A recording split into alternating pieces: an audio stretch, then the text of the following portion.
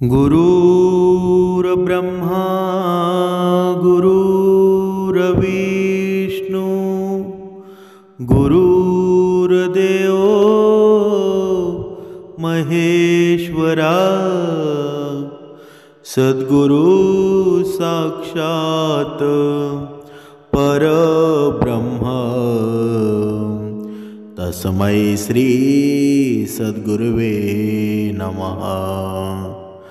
जय जय रघुवीर समर्थ श्रीराम समर्थ।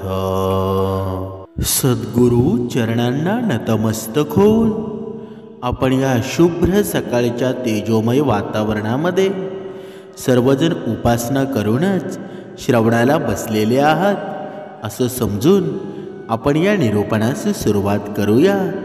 मायबाप सज्जनांचं स्वागत आहे।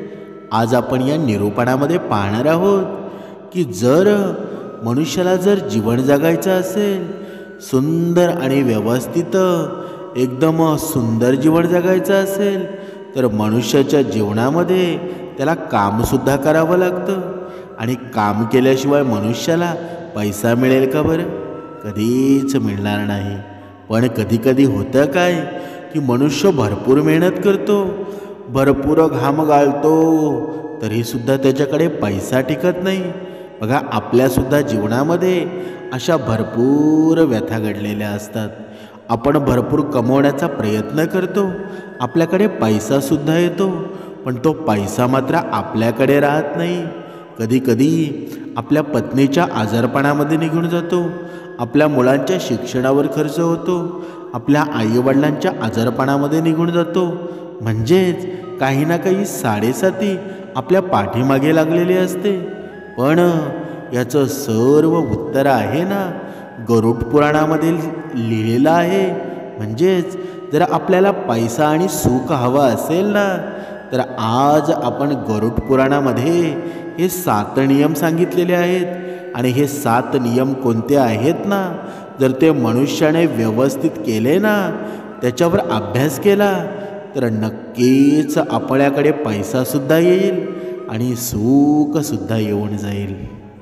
समर्थांनी सांगितलंच आहे ना, जगी सर्व सुखी असा कोण आहे, विचारे मना तुझी शोधून पाहे।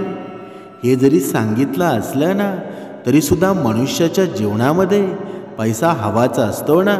असा कोणी मनुष्य आहे का जो भक्तिमार्गामध्ये लीन आहे पण पैसा कमवत नाही? असं तुम्ही मनुष्य पाहिला आहे का?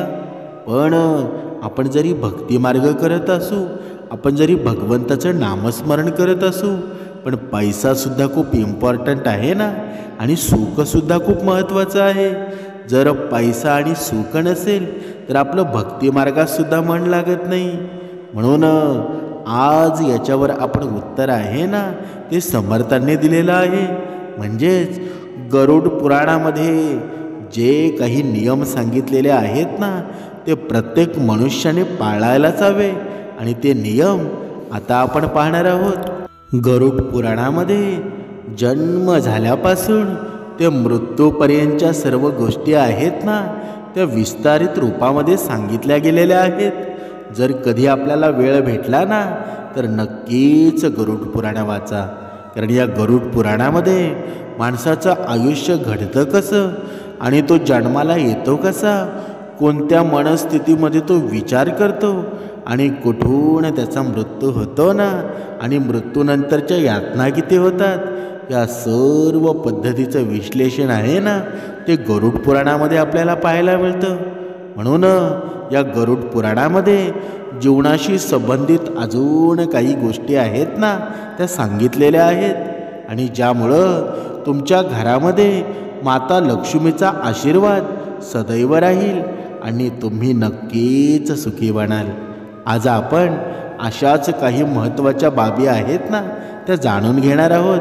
म्हणजेच हा सनातन धर्मामध्ये अशा ग्रंथांचा उल्लेख केलेला आहे, त्यापैकी एक म्हणजे गरुड पुराण आहे। आणि घरामधील एखाद्या सदस्याच्या मृत्यूनंतर 13 दिवसाच्या आत या ग्रंथाचं वाचन केलं जातं आणि सुखी जीवनासाठी कोणत्या गोष्टी लक्षात घ्याव्या ना, हे सुद्धा गरुड पुराणामध्ये सांगितलेलं आहे. म्हणजेच मनुष्याने जर गरुड पुराणामध्ये सांगितलेल्या गोष्टी आत्मसात जर केल्या ना, तर त्याला कधीही आर्थिक अडचणी निर्माण होणार नाही. परंतु हे फार कमी लोकांना माहीत आहे.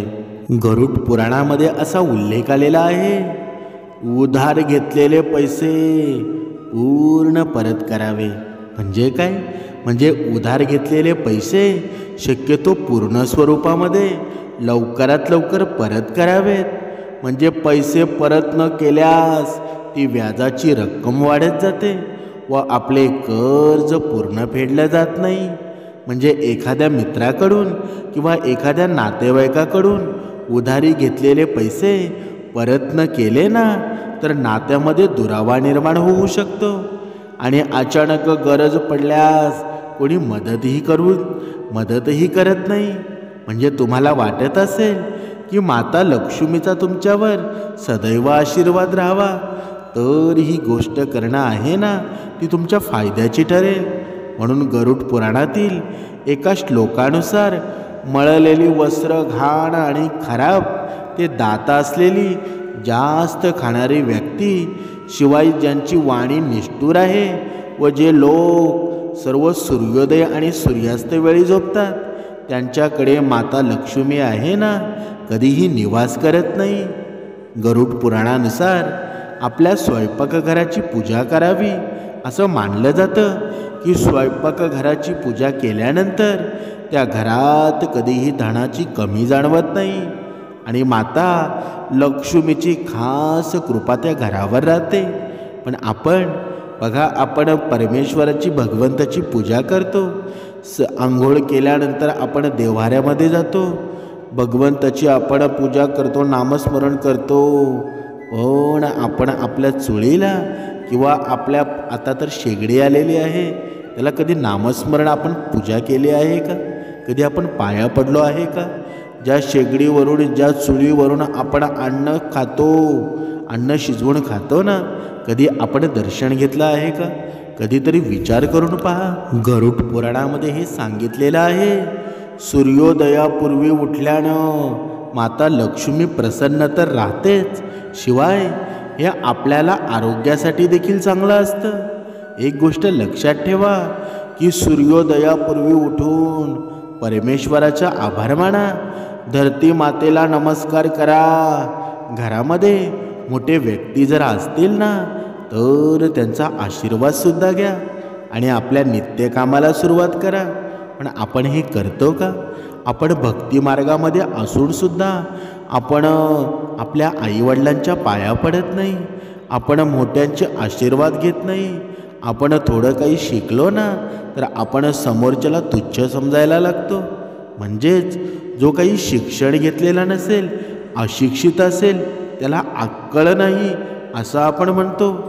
पण आपल्यालाच अक्कल कमी असते हेच आपण विसरून जातो.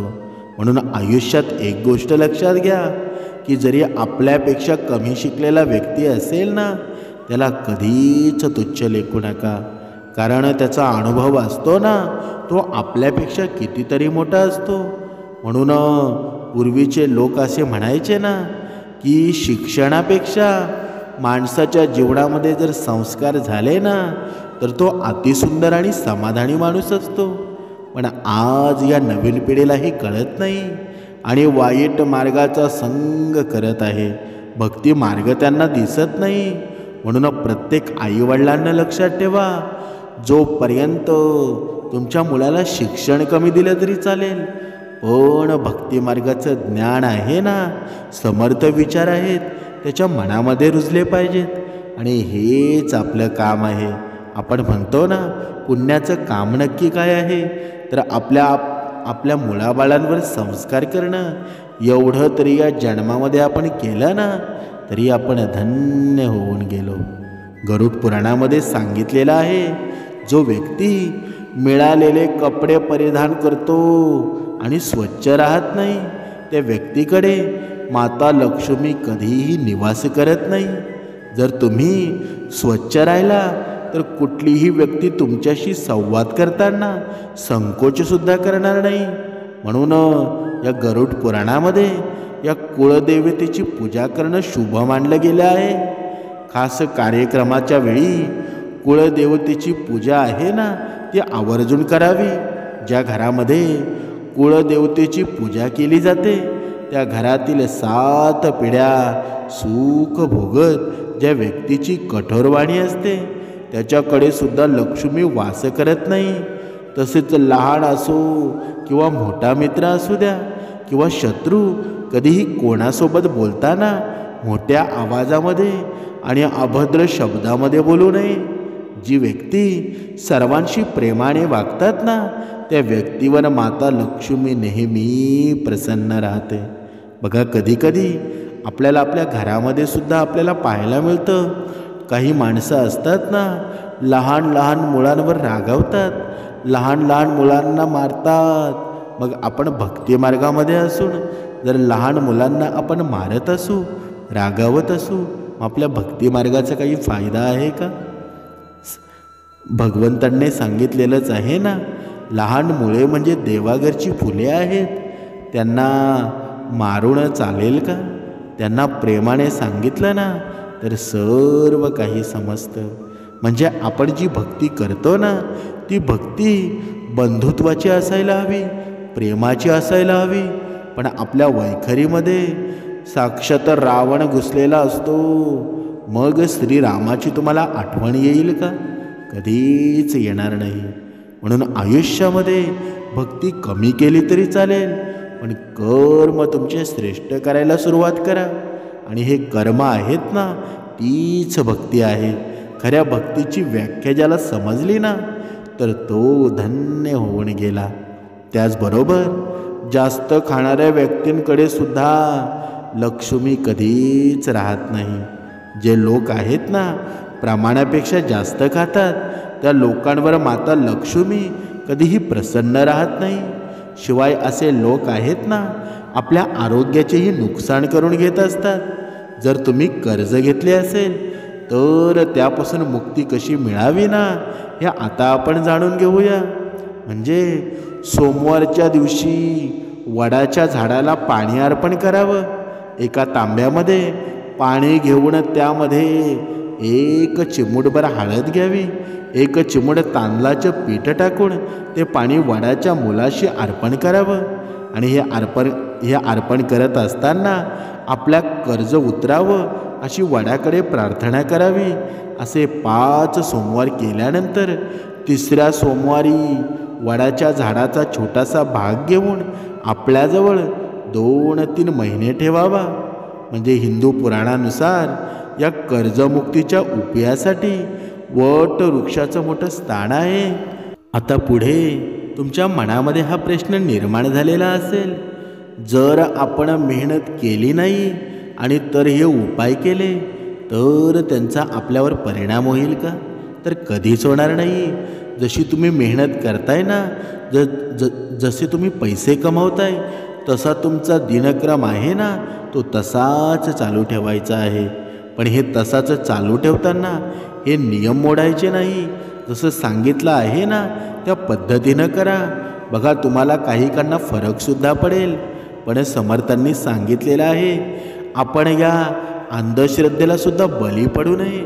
कारण हे पूर्ण गरुड पुराणामध्ये लिहिलेलं आहे आणि गरुड पुराणामध्ये याचं सर्व विश्लेषणसुद्धा आलेलं आहे.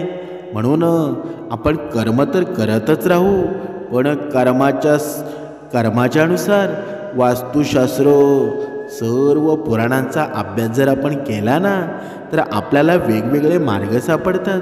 बघा, आपण कधी पाहतो आपण भक्ती मार्गसुद्धा करतो, सर्व काही कर्मसुद्धा व्यवस्थित करतो, तरीसुद्धा आपल्या जीवनामध्ये दुःख काही आपली साथ सोडत नाही. कधी आपण म्हणतो की माझ्या पूर्वजन्मीचे जे कर्म होते ना त्याचं मी भोगत आहे. पण तरीसुद्धा जर आपण वास्तुशास्त्राचा उपाय केला ना तर आपल्याला बऱ्यापैकी फरक पडतो. म्हणून या वास्तुशास्त्राचे काही तोडगे असतात, काही नियम असतात, ते आपण पाळायला हवे. आणि जर आपण त्याच्याकडे कानाडोळा केला तरीसुद्धा आपल्या जीवनामध्ये आपले दिवस आहेत तसेच असतात, त्याच्यामध्ये काही फरक पडतो का? म्हणून जर आपण एखाद्या वेळेत जर ते नियमांचं पालन केलं, करून पाहायला तर काय जातं? जर आपले दिवस चांगले आले तर ते आपल्यासाठी चांगलं आहे ना. आता आपण पाहूया, हा जो उपाय सांगितलेला आहे ना, हा कोणाला लागू पडणार नाही. जर एखाद्याच्या संसारामध्ये चांगलं चालत असेल आणि जर आपल्याला जर पाहवत नसेल ना, तर तुम्हाला हा उपाय कधीच लागू पडणार नाही. कारण समर्थांनी सांगितलेलं आहे, जो आवडतो सर्वांना ना, तोची आवडे देवाला. म्हणजे जर तुम्ही माणसामध्ये राहून माणूस घाणा होता असाल ना, तर मग तुमच्या जगण्याचा काही फायदा आहे का?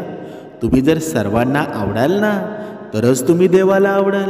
म्हणजे माणसामध्ये राहून फक्त एकांत हवा, पण तो एकांत कसा हवा बरं? जर दुसऱ्याला त्रास न होता जर आपला एकांत असेल ना, तर तो सर्वश्रेष्ठ मार्ग आहे.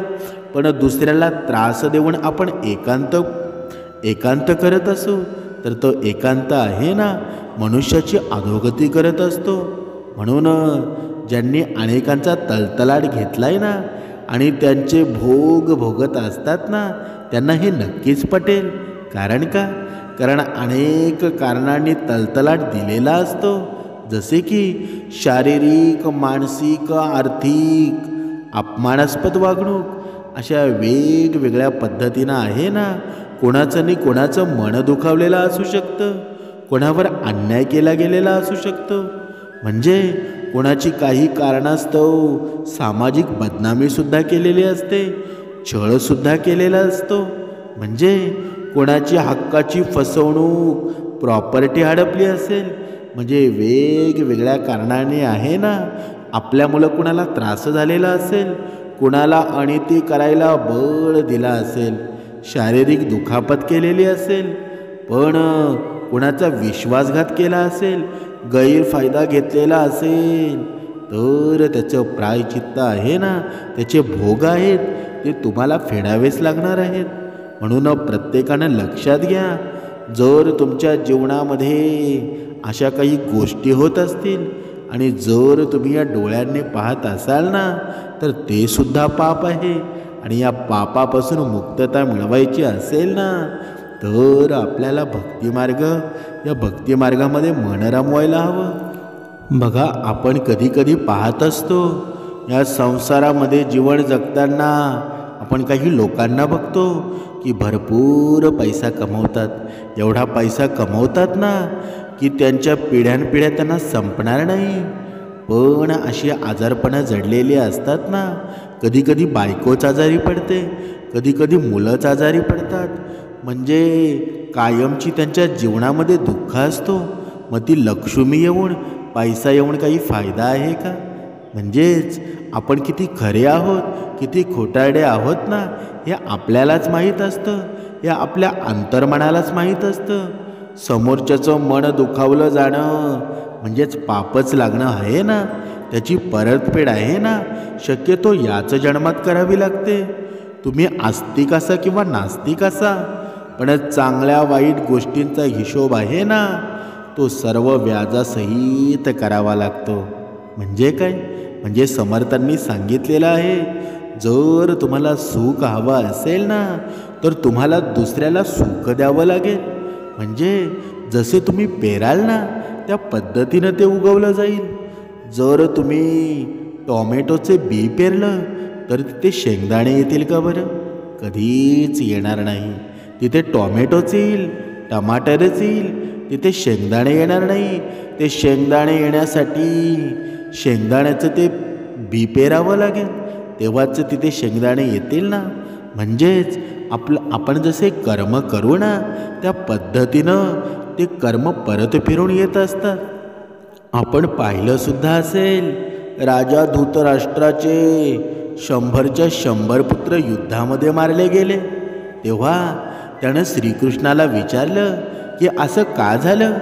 माझा संबंध जीवनामध्ये मी असे कोणतेही महापातक केलेलं नाही की ज्याच्या परिणामस्वरूप सर्वच्या सर्व त्या पुत्रांचा मृत्यू आपल्या डोळ्यासमोर पाहून त्यांचं दुःख सोसणं माझ्या नशिबी यावं. तेव्हा भगवान श्रीकृष्णानं धृतराष्ट्र राजाला आपले पूर्व जन्म पाहण्याची दिव्य दृष्टी दिली.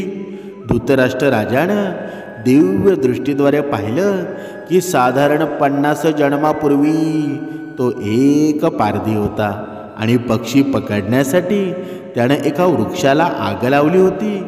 आग लागताच बरेचसे पक्षी उडून गेले. मात्र आगीची झळ लागल्यानं त्यातील कित्येक पक्षी आंधळे झाले. तर पक्ष्यांची 101 लहान पिल्ले आहेत ना, ती उडू न शकल्यानं आगीत होरपळून मृत्युमुखी पडली.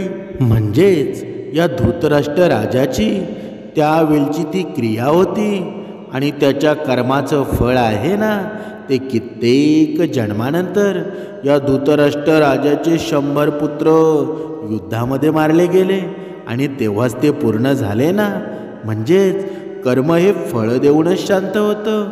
प्रत्येक चांगल्या वाईट गोष्टींचा हिशोब असतो ना, हा नक्कीच होत असतो आणि हा प्रत्येकाच्या कर्माचा सिद्धांत आहे आणि तो प्रत्येकाला फेडावा लागतो.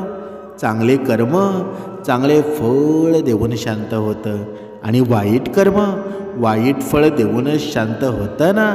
फक्त वेळ आणि काळ हा मागे पुढे होऊ शकतो. हाच कर्माचा सिद्धांत आहे.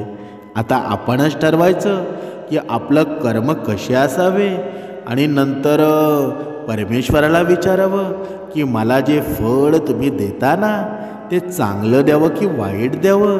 असं म्हणतात ना, जैसे ज्याचे कर्म तैसे फळ देतो रे ईश्वर. म्हणजे आपण जसं करू ना, त्या पद्धतीनं आपल्याला फळ मिळणार आहे.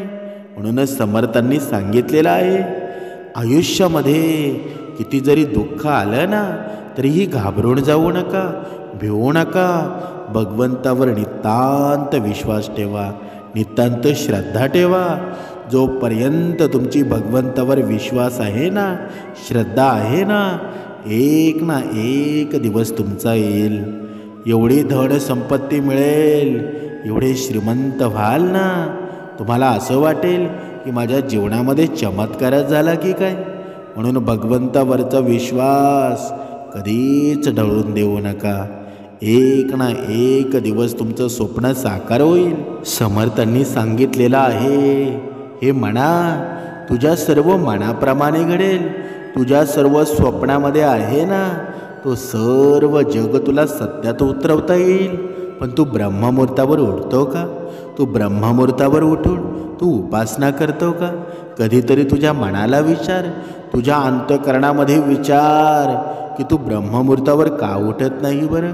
जर भगवंताचे नियम तुम्ही पाळले नाही, या मनाने पाळले नाही, तर तुमच्या स्वप्नामध्ये दिसणारा हा निसर्ग आहे, तुम्ही स्वप्नामध्ये पाहिलेले पूर्ण जग आहे, ते सत्यात उतरेल का?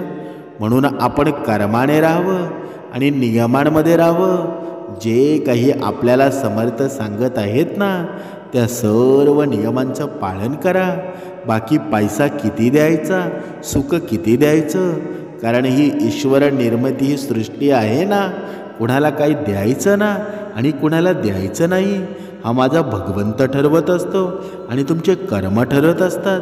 म्हणून आयुष्यामध्ये पैसा मिळावा म्हणून भक्ती करू नका, सुख मिळावं म्हणून भक्ती करू नका. भक्ती यासाठी करा की भगवंताचे या मनावर, या मनुष्यावर खूप मोठे उपकार आहेत आणि हे उपकार आपल्याला फेडायचे आहेत.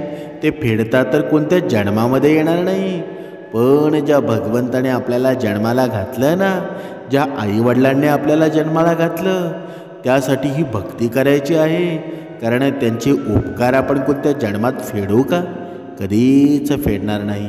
म्हणून तुम्हाला जर खरी भक्ती करायची असेल ना, तर आपल्या आईबापाची करा. जो मुलगा आयुष्यभर आपल्या आईवडिलांना प्रेमाने वागणूक देतो ना, त्यांना कधीही दुःख देत नाही, तो भगवंत त्याचं घर सोडून कधीच जात नाही. लक्ष्मीसुद्धा त्याच्या घरामध्ये कायमची वास्तवाच राहते. आणि म्हणून आपल्या घरामध्ये नुसती लक्ष्मी असून चालणार नाही, तर लक्ष्मी सहित नारायण जेव्हा आपल्या घरामध्ये येईल ना, तेव्हा सर्वात सुखी तुम्ही असाल, सर्वात आनंदी जीवन तुमचं असेल. आणि जर समर्थ विचारांनी या मार्गामध्ये, या भक्ती मार्गामध्ये तुम्ही आलात ना, तर तुमच्या जीवनाचं कल्याणच होऊन जाईल. जय जय रघुवीर समर्थ.